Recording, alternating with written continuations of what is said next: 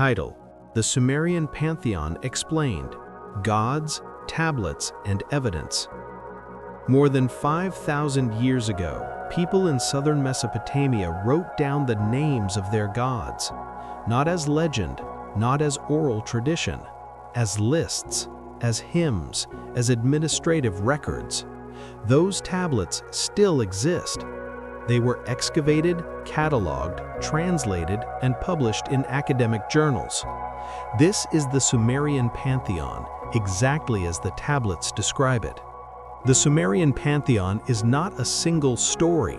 It is a system of named deities recorded in god lists, hymns, myths, and ritual texts. Written in Sumerian cuneiform between circa 3300 and 2000 BCE. The most important sources include the Sumerian king list, early god lists such as the Widener god list, and literary compositions from Nippur, Ur, and Uruk. These texts were excavated mainly between 1889 and 1930. Most information about the pantheon comes from god lists, cataloging divine names and functions, hymns dedicated to individual gods, and myths describing interactions between them. Major excavations were conducted by the German Oriental Society at Nippur, British expeditions at Nineveh, and British-American excavations at Ur. Key translators include Samuel Noah Kramer, Thorkild Jacobson, Benno Landsberger, and Jean Bottero. Their work appears in academic journals and Assyriology monographs.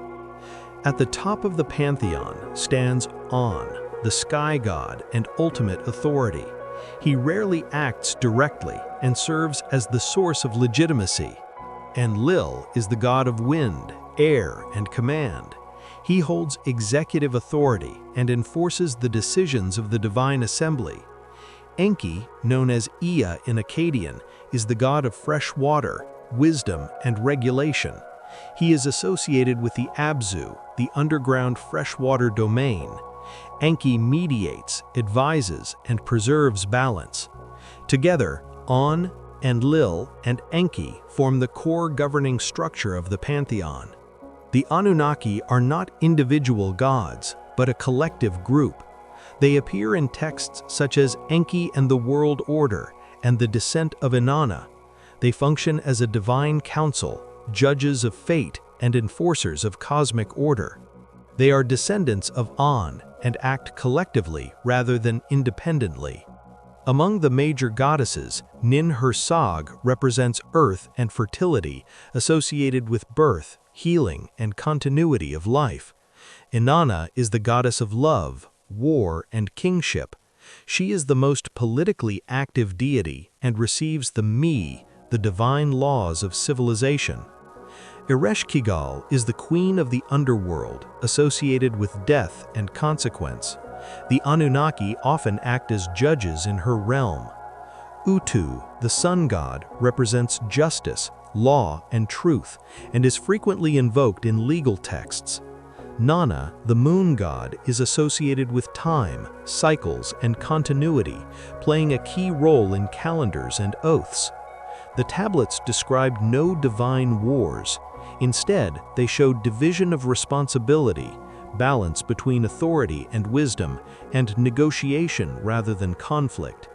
Enlil commands, the Anunnaki judge, Enki adapts, Inanna challenges, Nin-Her-Sag restores.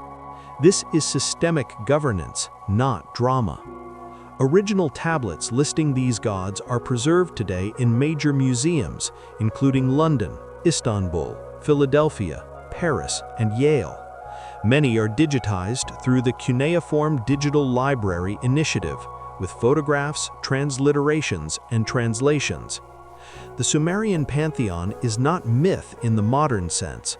It is a documented worldview, written in clay by the first literate civilization.